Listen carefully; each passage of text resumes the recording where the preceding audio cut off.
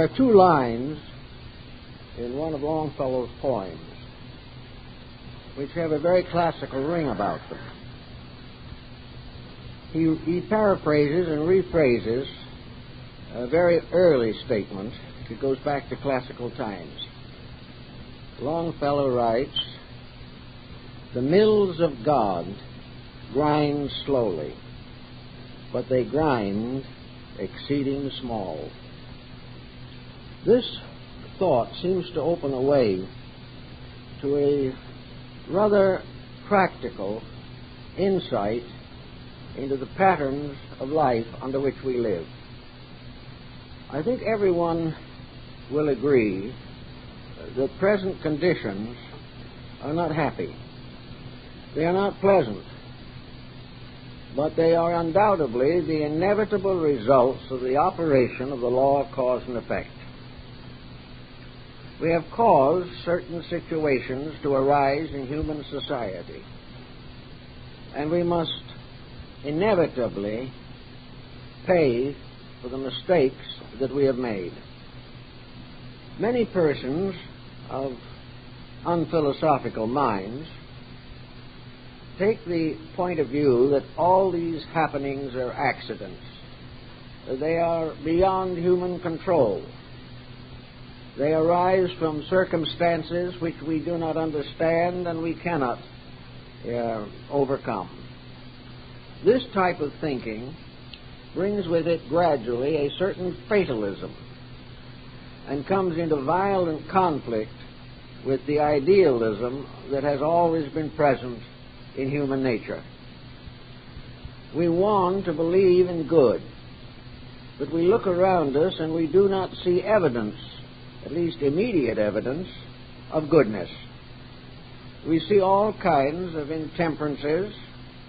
We recognize the tremendous crisis that we face today in international affairs, and we like to think that we are the innocent victims of an outrageous providence. Some try to solve it all by simply denying that there is any providential factor. They like to think that man can do as he pleases, and that whatever he does is right because he does it. And mistakes do not really exist if enough people believe them to be correct. All this thinking has a dismal effect upon the private lives of people. We are all concerned with conditions around us, and these conditions appear to be worsening every day. And a certain hopelessness or helplessness sets in upon us. We begin to lose faith in deity. We begin to question the universality of laws. We remember a statement made not too long ago that it has required 6 million laws to attempt to enforce the 10 Commandments. We are in a problem. We know it. We recognize it. But we are unable to cope with it inside of our own natures. Human beings are transitory as far as this world is concerned. We are here for a time, and then we depart, leaving behind us the chaos that burdened us during our lifetimes. All of these doubtful factors, these dismal prospects, the anxieties over ecology and pollution, our fear that nuclear plants are going to leak poisons into the air, the difficulties in the Near East, the curtailment of our petroleum supply, these seem to be piling up accidents. They seem to represent a confusion that is basic. But actually, the confusion is not basic at all.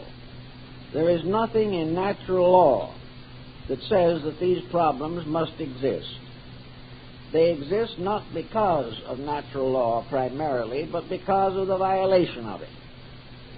The individual has not yet learned to obey the plan of which he is a part. He regards himself as a person standing alone in the midst of confusion. He regards other people much as he regards himself. They are persons. They are doing things we do not like. They are doing things to hurt us. And as a result of that, we get tied up in short-range thinking, in which it seems to us that if we were running this universal show, we would run it differently. People have had that thought from the beginning. But if man had run it differently, we would not be in this dilemma. Now, it's obvious that the average person is not going to be able to make a universal reformation of mankind. And out of the problem there comes a realization that integrity is a highly personal thing, but that this integrity, when distributed throughout civilization, would solve the problems that confront us. We have allowed in the last 50 years our moral and ethical codes to be deeply corrupted. And most of all, we have trusted our destiny upon one very fallible factor, and that is wealth. We are ambitious to have, and in the process of having, we have allowed ourselves to compromise practically every ethical standard with which we have been endowed. We have neglected to listen to the voice of conscience. We have failed to learn from the wisdom of the ages. We have failed the spiritual dedications that could have protected us. And now we find ourselves between the upper and lower grindstones of the mill of the gods. And this is not a very pleasant position. In the Orient, for example, the attitude towards this whole situation is very different from what it is in the West. Some ways, perhaps we have improved situations, but in the main, we have overlooked the essential reason for human life. We are here to labor and to learn. We are here to help each other and not to help ourselves off of each other. We are here to work together for a common good and not to sacrifice the common good for personal ambition. Yet every day as we watch the news releases and listen to the informed or misinformed or uninformed commentators, we come to the same essential conclusion. The primary purpose of civilization as we know it today is to maintain an ever higher lifestyle. Lifestyle to us means opulence. It means to have the things we want. It means to go on with reckless spending and to, in any way possible, accumulate what we can, even at the expense of others. Now, this is contrary to the law of heaven, as the Chinese called it. This is contrary to the plan which has its own purposes. And these purposes are all summed up in one great purpose: the salvation of all that lives. We are supposed to be working toward a better world. We are supposed to be dedicated to the gradual perfection of our society. The term civilization means the condition of living in a state of civility with each other. Civilization is almost a synonym for cooperation, but we have changed this and made civilization a synonym for competition. Every move that is made in our modern political tangle is calculated in terms of personal advantage or economic advancement. We have pushed the problem of wealth just about as far as it can go. And we are not properly understanding the situation if we assume that wealth per se is wrong. Wealth is something that is a heavy responsibility upon humanity. Our entire industrialized civilization depends upon wealth. The wise use of it, the proper distribution of it, and the moral control of it makes it a useful servant. But where we disregard these factors and make accumulation the primary end of existence, we are going to remain, as we are now, in a state of internal and environmental disorder and disaster. To begin with, we have to go and look at the individual, because the individual has a peculiar divinely given right to live well. He may not always live in an environment that is doing the best, but this does not exonerate him. And in many affairs of living, we are always in a condition to advance the basic integrities of life. There's hardly a day go by when someone does not come to me with a sad story of how they have been cheated, defrauded, abused, misused, scandalized by those closest to them. We find constant problems in the home between parents and children, in which we see the gradual decline of our ethical control of ourselves. We know that our own lives could be made better, and that a person living well in an environment that is tragically difficult has a peculiar reward for his own endeavor. Because after all, he is here for a time. He must leave what he has behind him, but he must take what he is with him. The great trouble today is that he is not sure what he can take with him. He does not feel very comfortable about his own conduct. He would hate to be interviewed on the gates of the other life and have a full story of his own conduct brought to his attention. He hopes, materialists particularly hope, that this dreaded circumstance will never arise, because when he is dead, and that is the end of it. Now, this oblivion at the end of life is a consolation for the corrupt. It is a means in which the individual sincerely believes that he can escape forever from the consequences of his own actions. He will depart, as his ancestors departed, and as his descendants will depart. And in each case, he will leave forever the troubles he caused. He will leave the mistakes which he permitted to endure to become part of the heritage of his descendants.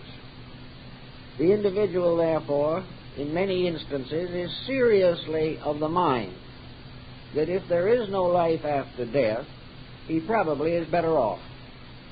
He would hope that oblivion will end it all, and that those who come after him will also pass into oblivion, as those who came before him passed into oblivion. Now, there is really no scientific proof of this point of view. There is no clear evidence that the individual leaving this life does not in some way face the consequences of his own conduct. We are no longer particularly interested in the idea that a few virtuous persons, whose virtues in turn may be questioned, will go to heaven, and that for the rest, purgatory waits. This type of thinking was fashionable at one time, and also was a moral deterrent to corruption. The individual did not relish the concept of suffering forever for the sins he committed today. Philosophy has begun to analyze that situation and comes to the very simple conclusion that the universal power that fashioned all things did not intend that a great part of his creation should go to perdition forever. It was not part of the purpose that they should be lost souls. There was no reason to assume that the individual, part of a growing and unfolding life, should be thwarted, blocked, and forever condemned for the ignorance of a particular generation. The Oriental mind, working with this problem, came to the simple conclusion that whether we are in this world or some other place, we are there to grow and not simply to suffer. Very often we associate suffering with growth. We take it for granted that the individual, if he's going to try to live well, must live miserably. He must deprive himself of everything that the sinner and the backslider enjoys. He must live according to rules so strict and so stringent that most of the joys that we think of today, which are largely extravagances, are curtailed so far as he is concerned. He must live a lonely life of virtue in the midst of a happy and cheerful corruption. This situation, of course, is not exactly an appetizing interpretation of life, and there is really no truth in it, but we try to believe that there is. The human being, in adjusting to the times in which he lives, has many rewards as well as curtailments. The well-lived life, the consciously dedicated life, has many, many appreciations and rewards. The first and most intimate, perhaps, of these situations is related to his own flesh. The world in which we live today is very hard on the human body. The body was not intended to be abused. It was given to us as a wonderful instrument for self-improvement, understanding, cooperation, and mutual friendship. The body is a structure ruled by laws. It was generated according to law. It exists in this world in a functioning companionship with law. And when the body has finished its purpose, it returns to the natural resources from which all bodies come. But this body cannot stand constant abuse. It cannot sustain itself in a life that is dedicated to law-breaking. And this is one of the situations that we face today, when probably more than ever before we find the encroachment of chronic ailments, we find the gradual decrease in efficiency, we find premature aging, and also innumerable heart attacks, nervous breakdowns, and mental disjointings of one kind or another. So the body is taking the brunt of our own mistakes, and it is arguing back. It simply tells us we cannot do it this way. So in order to keep on doing what we please, we try to, one way or another, medicate the body. If it is crying in pain, we give it a painkiller. If it's worn out, we give it a stimulant. If the mind becomes too heavy a burden upon the flesh, we can practically block out thinking with drugs. And a great many of our young people are becoming drug addicts to block out life, a life which they do not approve of, a way of life which they cannot adjust to, and responsibilities which are falsely placed upon them by circumstances over which they apparently have no control. So the body takes the first punishment. And it does not make any difference whether it is the body of the individual or a body corporate, a corporation, a nation, an institution. All of these are bodies to be used for the purposes of the advancement of human good. When they no longer serve this purpose, they begin to disintegrate. What is not useful does not endure. And use is not the fulfillment of personal appetite, but the advancement of character. So we have this little poem about the mills of the gods, in which there is added to our problem a vast dimension of integrity. And there's nothing that we are more concerned over at the moment than integrity. If we cannot find it in ourselves, if we cannot find it in our world as we know it, then we are definitely blocked in our natural optimism and our natural desire for self-improvement.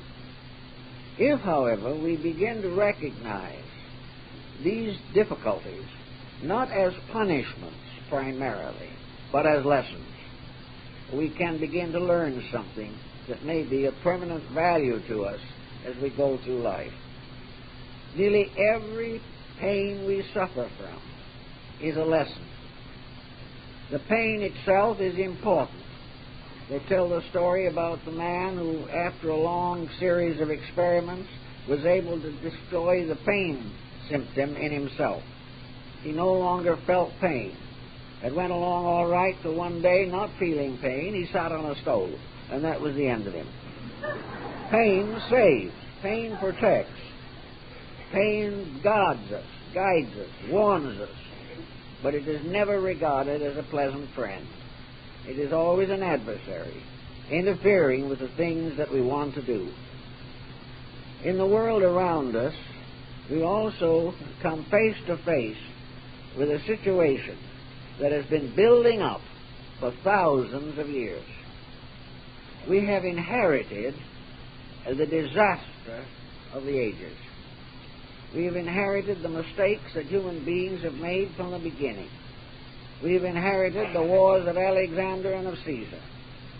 We have inherited the invasions of the Mongol conquerors.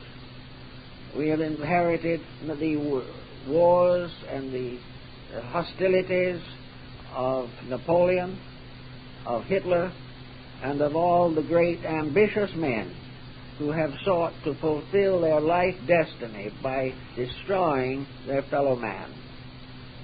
These inheritances have given us what the Oriental would call a heavy world karma. They have shown that the average individual will not, under normal conditions, change his ways. Man has developed a faculty that no other creature that we know possesses, and that is what Aquinas called a limited determinism. The individual can make certain choices of his own. He lives in a world of law, but he can interpret these laws according to his own needs. He lives in a universe of truth, but he can understand the degrees of this truth according to his own intents. He has a right to say yes and no. He has a right to be for something or against it. He has a right to investigate, to study, to decide out of his own experience that which is good. The individual today, however, uses this power of choice to choose to do what he pleases. He uses it as a means of deciding against the very rules which he should obey. He attempts to escape the consequences of action, but does not correct the causes of these consequences. Every generation is therefore faced with this tremendous burden of unfinished business. This burden, however, is a challenge. It is something that is here because we have put it here, because we have done certain things that have brought about the consequences we dislike. Now, the facts of this are very evident and quite easy to discover. Those who are interested, for example, in certain phases of human culture can read with profit Gibbon in his great book, The Decline and Fall of the Roman Empire. It seems, if you read that book today, that it is a contemporary document. It shows exactly what happened to Rome.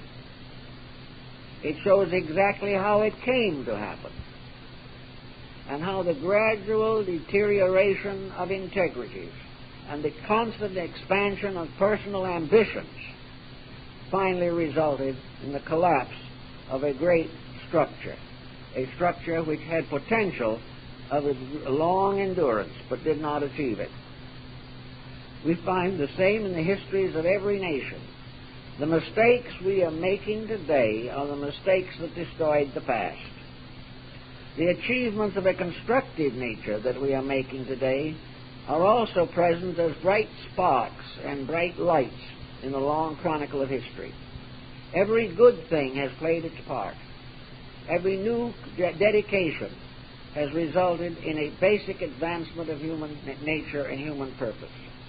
But from the very beginning, we have persecuted most those who told us the truth. We do not want wisdom to interfere with pleasure. We are striving desperately to be happy by a means that will guarantee unhappiness. This is as natural as cause and effect, and is a manifestation of it. We are much more privileged than the past because we can review what has gone before. We stand probably at the point of the greatest potential enlightenment, but we are not willing to learn the lesson. We consider that all history began in the present century, and all that went before was a mass of myth and legend and mistake. Actually, the myths and legends and mistakes are dominating us today. We have not learned. Families do not learn. They go through many unsettled years, which may end in divorce or other separations, but they haven't learned what keeps a home together. They have not learned how to rule and guide their own children. When they go to vote, they do not know who they are voting for, and the only policy that to the average person is meaningful is to vote for the candidate from which we as an individual are most likely to profit. If the candidate helps us to maintain our lifestyle, we vote for it, even though the lifestyle may be wrong. Today, lifestyle has blossomed as never before. And in the more advanced or more prosperous countries, the standards of living are very high, but the standard of life itself is very low. We are building constantly outward things which are in themselves perishable and corruptible and will inevitably fall. So now we get the idea, perhaps, that behind Longfellow's lines, namely that we are actually always and forever in the presence of an immutable truth, an inevitable procedure, and that the simplest, happiest, most profitable and productive adjustment we can make is to adjust to this truth. Now, Pilate asked Jesus, "What is truth?" And according to the Gospels, Jesus was silent. Truth is a very big word, and in its own essence and substance is probably beyond definition. But there are certain evidences, certain secondary truths, which are very important in guiding us, even though the primary may be obscure. The truth of a matter is the reality of it. The truth of a situation is its factuality. But most of all, it is its definite integrity. Truth is incorruptible. Men can deny it, but they cannot disprove it. And truth is that we must cooperate or perish. There is no other possible answer, because we were made to cooperate. And whenever we do not cooperate, we place our complete psychic nature under stress. Gradually, as in the case of narcotics addiction, the false values which we have taken on become habitual. Furthermore, they become habit-forming, and ultimately they destroy the discrimination within ourselves which might give us the strength to break these habits. So little by little, we are losing our relationship to the world of which we are a part. We are losing our recognition that we are here to grow, to correct our mistakes, and to advance gradually toward the fuller appreciation of truth, to become a little more aware of the truth of the matter, whatever that truth may be. This is a problem that today confronts us perhaps as never before. In the last century, industrialism and economic growth have become the great policies of life. We are constantly struggling with all kinds of complicated and difficult situations due to the interaction of these various factors, all of which have been allowed to get out of hand.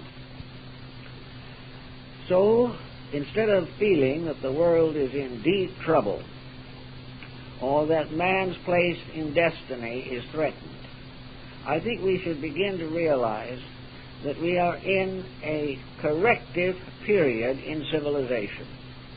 It becomes obvious that if things continue as they are, we are going to be confronted by nothing but crises from now on for the unpredictable future.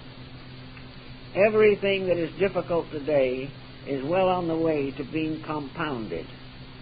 We are going to be faced with greater populations, dwindling utilities, corruption of air and water, and the development of nuclear weapons which are distinctly and definitely unrealistic.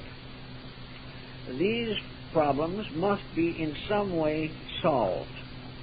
But before we can solve them really, we have to believe that there is a solution. Many people today doubt that a solution is possible. They doubt that the world can make these adjustments in a moderate length of time. This may well be true, and there's one thing we have to constantly remember, that we are in this world, but we are not of it. This world actually cannot control the thing that is inside of ourselves. No material force or power can corrupt man's spiritual heritage. There is no possible way in which the human soul can be damaged by externals. It can only damage itself by accepting, by recognizing and acknowledging things that are not true. So the mills of the gods are gradually grinding out the great problems of mankind. Probably the greatest problem with which we are confronted is ambition. And there is no one that can really write a good defense of it. Ambition is, of course, a pressure within us to excel in something, to become a greater expert in our own field of living or thinking. In large terms, ambition is the impulse to get ahead, to do things, to improve one's material estate. Ambition has caused all the miseries the world has ever known, because in a world in which there are limited resources, there is no place for the aggrandizement of the individual. Now, the opposite of ambition is not inertia. Many people think that if their ambitions weaken, they are dying while yet they live. This is not essentially true. Ambition exists and can be used, but ambition should be devoted and dedicated to the definite labor of improving all things. Ambition should be the eternal hope of the individual that the world collective will find peace, happiness, and security. We should be ambitious for principles, but not ambitious primarily for profit. If we do all that we can to fulfill the impulse within ourselves to make life better for those around us, we have probably the highest ambition that we can know. Another tremendous pressure within us that is getting us into constant difficulty is selfishness. Selfishness is the mysterious attitude within ourselves that tells us that we should benefit most from anything that happens. Selfishness is self-centeredness, but in truth it is not self-centeredness, because the real self is not centered in that way at all. The real self, with a capital S, is universal. There is one self, from which all other selves are dependencies. They are fragments in the great mosaic of one eternal principle of life and integrity. Therefore, selfishness, really, as interpreted in the old philosophies, is man's selfish hope that all will be well with all. Selfishness is the ability of the individual, in the higher sense of the term, to be as thoughtful and considerate of others as he expects them to be of him. Selfishness may be fulfilled by living better than we have ever lived before. And in living better, we may be apparently focusing upon ourselves. But this is not wrong if, having attained to better, we use it to serve the common good. All selfishness should be an urge or an impulse to improve in order to be more useful. But selfishness which seeks to attain a superiority for the individual over those around him is contrary to natural law. Another common denominator of our negatives is fear. The individual is in a worried state. He fears the world in which he lives, and he most fears his fellow man because he cannot read the thoughts that dominate those around him. He is quite aware that he may be constantly the victim of a conspiracy.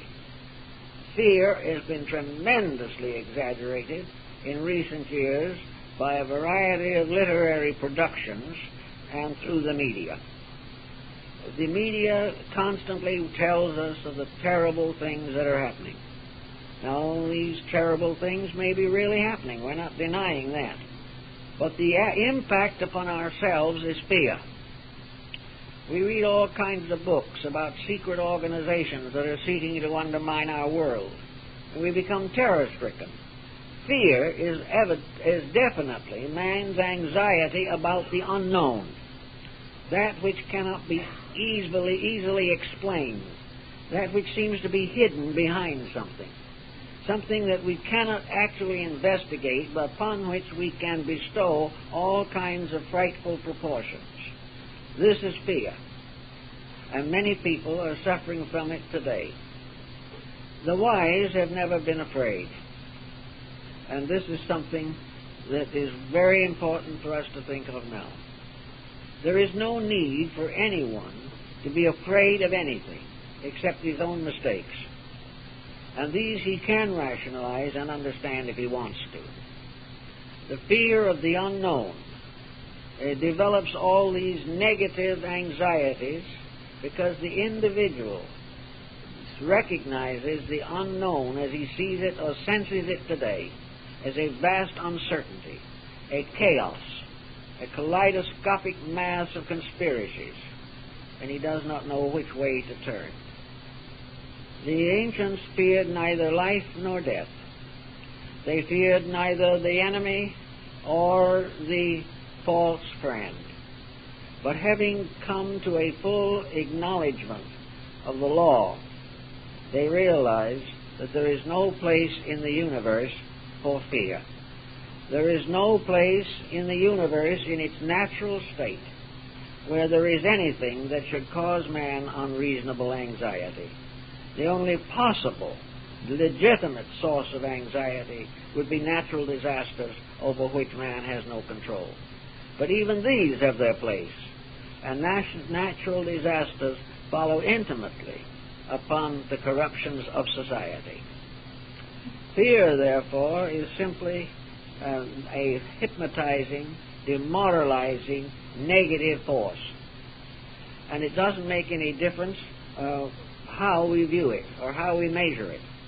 The individual, as an eternal creature, living under an eternal plan, guided by an eternal wisdom, and protected by an eternal love, has nothing to fear. He has only to be afraid of his own mistakes. He is afraid, perhaps, that the negative part of his own nature will dominate him. If it does, it is because the good part has never had a chance. If, however, he really wants to overcome fear, he can do so, because all fear is based upon uncertainty. It is based upon misinterpretation, misunderstanding, and the bestowing upon the unknown of malevolent factors. Out of the remote past, man suffering from all kinds of disagreements and disputes and dislocations in society finally decided that there must be a devil somewhere. There must be an evil spirit that is doing these things. certainly God would not afflict us with plagues and pestilences. There must be an anti-God. There must be an enemy of God. And this enemy is continually conspiring to thwart the purposes of deity. Buddha, I think, had as good an answer to this as anybody, because he was also confronted by the learned of his day with a difficult problem to solve, like the problem of Caesar's penny. So when they asked Buddha about the place of evil in the plan of things, he said very simply, if God permits evil, he is not God. If he cannot prevent evil, he is not God. And they had no answer for him. And this point has been carried on down to give a lot of thought to things.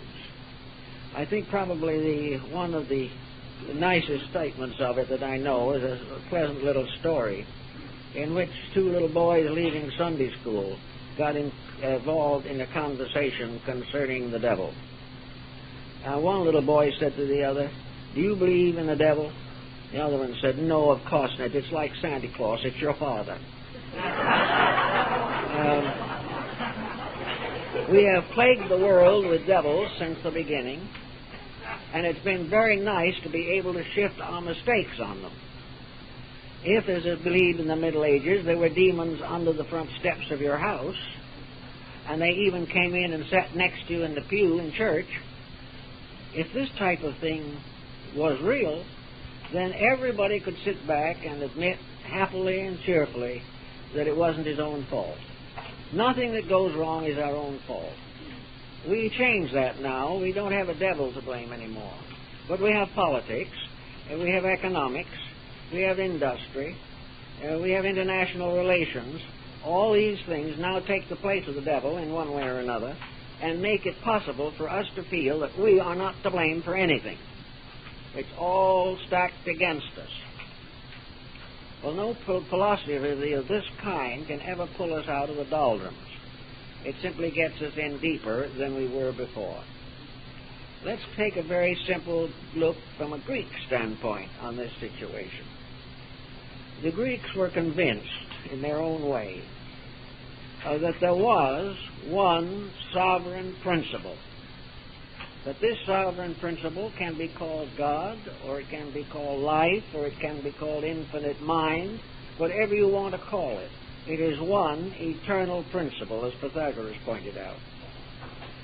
All divisions into multiplicity take place within this unity. There is nothing outside of totality. Therefore, all that exists within totality. It is a differentiation of one principle into an infinite diversity of manifestations. But as they all come from the one, and that one is good, all of these manifestations are by nature and substance good.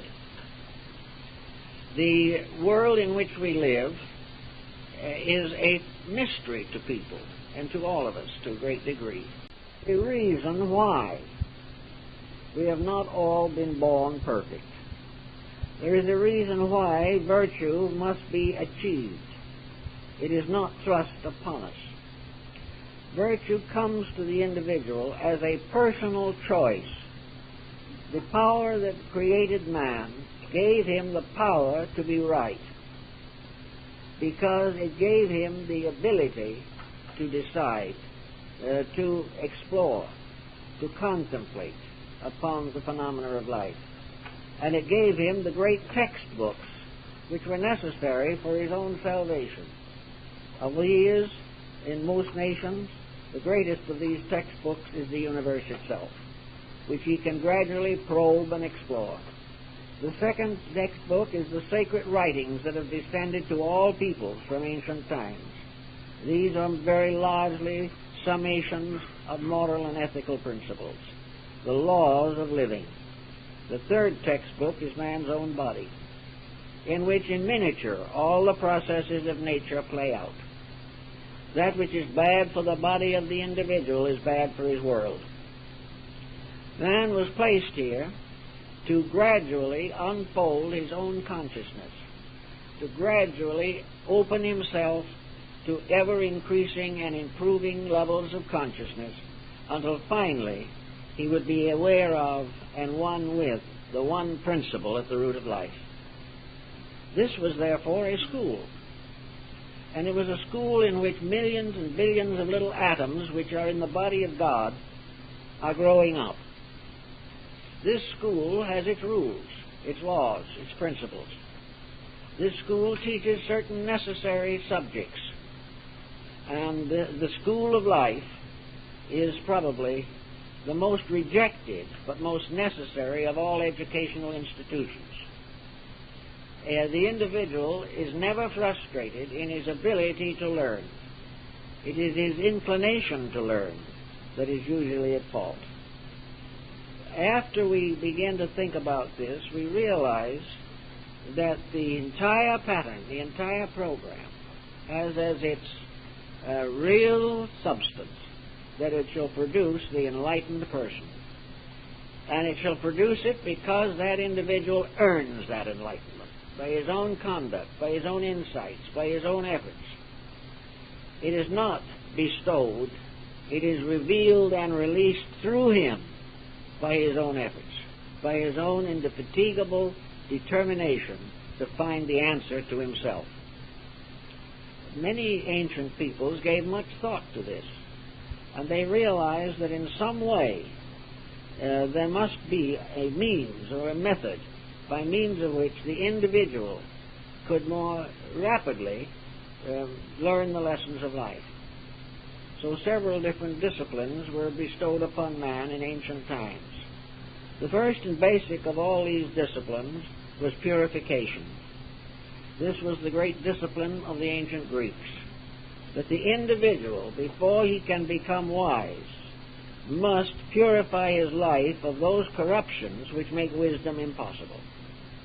In other words, purification was not merely washing your hands, nor was it bathing in the sacred tank. Purification was the cleansing of the life. It was the elevation of integrities. It was the proper use of emotional, mental, and physical potentials. Purification was the right to be right. It was the right to use every facility that has been given to us in the most constructive, idealistic manner. Purification was of the body, was accomplished in antiquity by dietetic restrictions, by leaving off certain foods that were not useful, to break away from all things entering the body which are likely to corrupt the body. It was ventilation, it was exercise, it was the gradual putting of the body into the most perfect condition possible, so that there were no naggings from the flesh, that the individual was not constantly beset by pressures which arise primarily in the body. This was the beginning of the life of wisdom, that the individual should build a house according to the law. And if he builds this house of his own flesh according to the law, the living God will dwell therein. Having gone through purifications, moral, ethical, physical, those seeking truth then settled themselves upon a way of wisdom. What do you have to do to learn? How are you going to improve knowledge? The Greeks followed the same system as the Hindus, the Chinese, and practically all other nations. They placed the student seeking to know under the guidance of those better informed than himself. So there were schools of teaching. There were great scholars. There were philosophers. There were mystics. There were the state mysteries, and all of these institutions which existed to communicate to the individual more and more of the divine plan. Therefore, next after purification came a type of discipline. This was no longer merely disciplining the body, it was the disciplining of the emotions and of the mind. The individual who can't control his temper is not going to be able to experience the presence of God. He may think he is, but if it comes in this form, it must be questioned as being an hallucination. The individual who cannot control his thoughts cannot become truly wise. And where the will within the person uses both the mind and the emotions for the gratification of its own personal ambitions, then we truly have Samson bound to the millstone of the Philistines. We have something great, splendid, magnificent, immortal, tied down to the smallest, insignificant, and inconsequential activities. So the mind has to be controlled so that it thinks straight. The emotions have to be controlled so that feelings are noble, gentle, kind, compassionate. To gain this mental discipline, which was so required, it was necessary also to convert or convince the mind. It had to be taught how to think. It had to be taught how to escape those opinionisms which Epictetus calls a falling sickness of the reason. It is the gradual cultivation of common sense. Mental discipline is grounded in common sense. It is the individual capable of the kind of straight thinking we find among primitive people. The straight kind of thinking that does not necessarily found itself in intellectualism, but in an intelligible advancement towards wisdom. This type of thinking drew upon the wisdom of the ages and gave the person the keys to organized mental activity. The Greeks liked to think that mathematics, astronomy, and music were the master sciences by which the mind could be disciplined. Mathematics gave the concept of exactness. Astronomy gave the concept of vastness and inclusiveness. And music gave the concept of harmony or adjustment between living things. Those who were grounded in these were ready, perhaps, for higher advancement. But there was a catch in this, which we have overlooked. Namely, that these ends, these sciences, are to be acquired for the enlargement of consciousness and not the enrichment of the purse. In Greece, there were a number of professional teachers who were called the sophists, and they were held in poor repute, largely because they educated for a fee.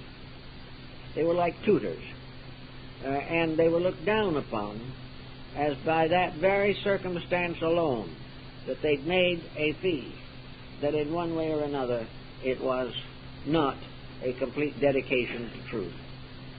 Now, some will say, well, if you did that today, most of our educators would be in the poorhouse.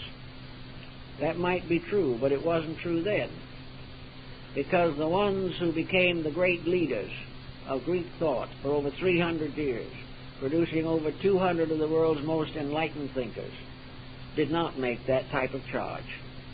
They were supported, they were helped, their disciples loved them, their disciples saw that they wanted nothing and needed nothing, but their wants were few and their needs were few. And the relationship between the disciple and the teacher was practically free from all economic factors. So the career of the teacher must be primarily a dedication to instructing those who need instruction, and should not be based upon an increasing wage bracket, almost to the point where our educational institutions face strenuous reductions in overhead. Having learned a certain amount about discipline of the mind, having become fairly well versed in mathematics, and having a basic insight into astronomy as it was known to the ancients, the next thought, of course, was music. Now, music was aimed not at the mind, but at the heart. Music was harmony. Music was the joy of melody. Music was the magnificent expression of artistry through choral singing, through instrumentation, and through every device that would be harmonically acceptable. Now, music had its rules also. And the ancients were very definite in pointing out the difference between music and noise. They were also very clear in their differentiation between the attainment of harmonic enlightenment and the danger of enharmonic discord. The Greeks were fully aware that the whole story of life could be summarized in the story of music. They knew beyond all doubt that wherever music is corrupted, society suffers. Wherever discords of sound are encouraged, internal integrity is threatened. Today we live in a world of noise. Most of it is enharmonic. Much of it is strident. And because of its effect upon our own inner lives, our musical theory itself has been corrupted. So that today, enharmonic compositions, the so-called pieces of music that have no actual inspirational value, are becoming more and more frequent. These simply are means of stimulating emotional reaction without integrity. So music, corrupted, has given us many of our problems. Every area of knowledge, when corrupted, becomes dangerous. Every field of research, when abused, becomes a menace. Now, we should know these things, and we should have the courage to try to do something about it. But the trouble seems to remain, as it always has remained, that skills of all kinds are not related to religion. The scientist does not feel himself indebted to religion. He does not believe that it is necessary for science to be controlled by something stronger than the human mind. The sciences are not isolated mental phenomena. The scientist who is undevout is in constant danger of corrupting knowledge as he corrupts skill. There has been much advance in scientific knowledge in recent years, but much of it has been dangerous. Wherever a science exists by itself, for itself, and of itself, it is dangerous. Wherever any branch of knowledge isolates its own peculiar content and enters perhaps into conflict with other sciences, or at least is in a more or less non-adjusted relationship, wherever this exists, the benefits of science are reduced and its dangers are increased. Probably the dangers of science have become greater and are now overwhelmingly menacing. We discover that a great part of science is not dominated by a determination to serve other people. It is a determination to advance a kind of knowledge, a desperate determination to prove something, rather than to discover value as far as the public mind is concerned. Thus, science today has more or less forfeited its birthright. It has not stayed true to its real purpose. Bacon, in his Novum Organum Scientiorum, the new organ of science, tells us that the end of science is that man shall learn on a scientific level all that it is possible for man to know, and that all he learns shall be dedicated unselfishly to the well-being of all that lives. And it's the second part that's missing. And because that secondary part is not there, we must assume that the level of idealism, even of the most educated, is not high enough to cause a dedication. It is not strong enough to lift the individual out of his own selfishness into an integrity for the common good. The same is true of government. People's worked with government for a long, long time. One Greek said on an occasion, "Fortunate is that governor for whom the people wish the best, for it is those who fear for him and not those who fear him that have achieved a leadership that is real." This type of thinking is very old, but it is basic. And there's something inside of all of us that recognizes basics when we give them proper attention. There is no doubt in the world that we are in a position to appreciate value. But too much of the time, we have neither the opportunity nor the leisure to cultivate value. This is a very serious limitation in our way of thinking. So when it's all said and done, we live in a perfectly honest universe.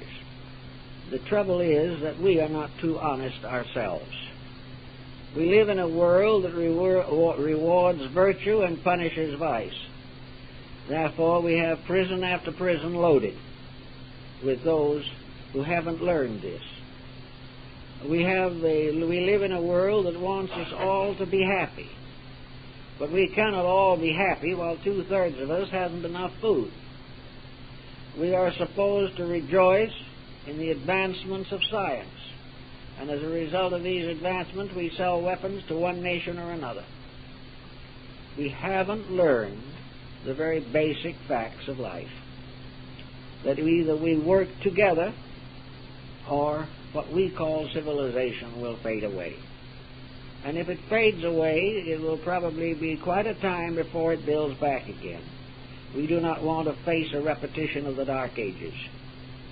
We want to gradually wake up to the fact that all exploitation is against a natural law, and nothing can be against law and survive.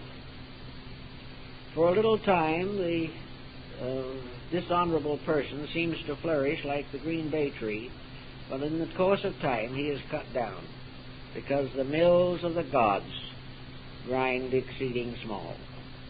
No matter what we do, it has its consequences. And the thing we want to do now is those types of things that have good consequences. And we can start right in with ourselves and try to get a greater insight. Because when we go out of here, we go into a condition or dimension of existence in which what we really are is all important. What we have, what our worldly estates have been, how successful we have been in business or politics, even though we have been the rulers of nations and have received all kinds of awards for our skills, these things are of no consequence whatever. They are part of a delusion that man has built. The thing that counts when we go to where things do count is kindness, most of all. And with that, understanding, compassion, and dedication.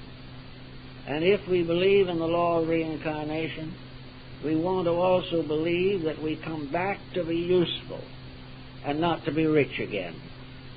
That we come back to serve those who need and not become involved in a selfish, competitive way of life. Actually, man's great cycle of rebirths is great enough to bring us all to perfection. If it was not, all would fail. But that power which sees each sparrow's fall is not unmindful of the struggle through which life passes, and recognizes that this struggle is unnecessary. And so the prophets, they say, have come to tell us the truth. The sages and the saints and the seers have revealed to us the workings of the law. They are the highest authority we know. The highest because in our own hearts we realize that what they said was the thing most close to truth that we have ever heard. So these wisdoms are available to all of us. And they can begin the quiet process of helping us to orient ourselves in our own life stream. We are flowing through time and eternity. We are like ships that pass in the night. We have all the contacts and relationships of existence, and for the most part we resent them. But if we did not resent them, if we understood them, we would find that this great pattern of life is far more beautiful, far more wonderful than we have ever expected it to be. If we go out into the hillsides and into the valleys and we see flowers growing at the roots of ancient trees, we see beauty everywhere. We see everywhere things fulfilling themselves. We see the marvelous growth of life. We see that each thing is constantly releasing life from within itself. Man, having a more advanced organism than these other things, is not aware that the constant release of life through himself results in the ultimate beauty and the ultimate cooperation and the ultimate re-identification of living things with the life within them. Nature in its wonder has given us hundreds of different colors of flowers and the plumage of birds and the scales of fishes. It has given us tiny things so small that even the microscope can barely capture them, and faced us with vastness so great the most powerful telescope cannot penetrate it. All this vast coordination is not in constant conflict. If planets are not colliding every once in a while, the various forms of life are regulated by immutable procedures, and all these things are unfolding from within themselves according to law. And where man abuses this law, he ceases to unfold. He is no longer part of the plan. And it is very important for him to consider more deeply this plan and try to harmonize with it for his own good and his own security. We have also one other point to make in connection with this mill of the gods, and that is that most of all it encourages us to obedience. The only answer is to who do we obey? Do we obey those who are the natural sophisticates who have led us into trouble since the beginning? Do we obey those who are seeking to exploit us? Do we obey those to whom obedience is given by fear alone? Do we obey because they have some mysterious hypnotic influence on us which we cannot resist because we do not understand it? To obey, finally, is to obey the universal plan, to stay in harmony with the will of heaven, to keep the rules which have been given to us and have been set forth in most of the great legal codes of the world. From the oldest time, there were great legal codes by which our conduct was directed. Way back in the time of Hammurabi in Babylonia, there was a rule, there were many rules, but there was one rule that had to do with a man who built a house. The rule had many interesting branches and implications in it, but the substance was this. If a man builds a house badly, and that house falls down, or does not fulfill its purpose properly, the owner, who is the sufferer, has the right to decide what shall happen to the culprit.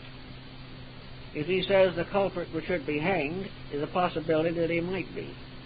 But most likely the owner would say, I want the house rebuilt and rebuilt correctly. And if the builder refused to do this, he was imprisoned. There was no further doubt. Every transaction must be honorable. And that was the rule 3,000 years ago. That anyone caught adulterating a product, misrepresenting a statement, breaking a promise, this type of thing was punishable by law, quickly, immediately, and without an elaborate defense by some professional lawyers. Either it was done right or the blame went where it belonged. As a result, we find evidence that the buildings back in those days stayed together rather well, because it was necessary to have that kind of a rule. And it was also in this code all kinds of teachings and moral statutes. That code, as it was written 3,000 years ago, was more honorable, more final, more brief and clear than any code we have composed in the last 500 years. The code was intended simply for the purpose of rewarding the righteous and making the unrighteous do it over again. This type of thinking was very basic, and it was based upon a simple principle. This code, the Code of Hammurabi, was not created by Hammurabi. It was created by God and revealed to the great king, probably through his counselors and those who served him. But the final authority, the final power, was rested in heaven. And anyone who broke the laws of men broke the laws of God. Of course, there are laws that have come in now to protect the guilty. They weren't in the Code of Hammurabi. But in substance, those laws which are right and proper originated in revelations like the Ten Commandments, revelations of sages and prophets. They were the foundation of civilization. And before them, all human beings had to live in a condition of humility. Only the eternal is self-governing. All else must be governed. Only that which is the eternal lawmaker is the master of the universe. And this lawmaker is eternally good and eternally wise, and is the only power that we know that is fully aware of its own purposes. Under such conditions, it is said by Plato that in a republic or a democracy, the best must govern the rest. In the great universal plan of things, the best must govern the rest. And the best is the eternal principle of life itself, manifesting through an immutable pageantry of laws. These laws are the will of the Creator. These laws are the substance of the good life and how man can live it and come in time to the fullness of his own purpose. But before this power that alone knows, all are servants together. All are in bondage to truth, which is a happy state, whereas bondage to error is the most miserable condition that is imaginable. But bondage to truth is to be always termed in the form that the burden is light and the yoke is light. Truth, in serving it, we find not a hard taskmaster, but something that becomes more and more adorable to us, until in the service of truth, or in the service of each other, or in the service of the divine plan, we come to peace, happiness, and security.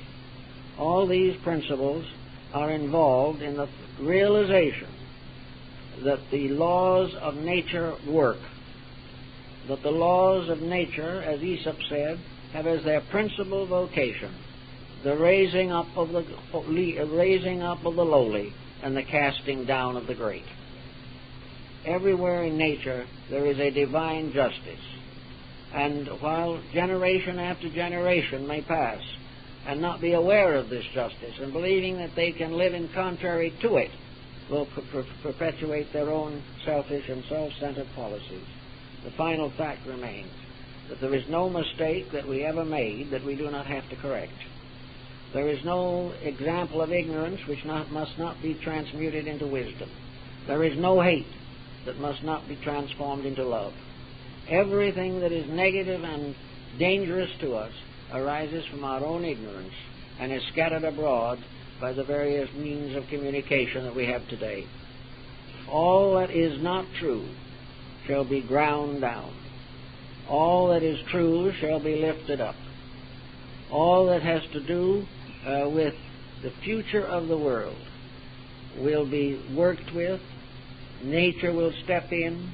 Strategy and crime and suspicion and all these things will be washed out. They will be finally cleansed by the plan itself.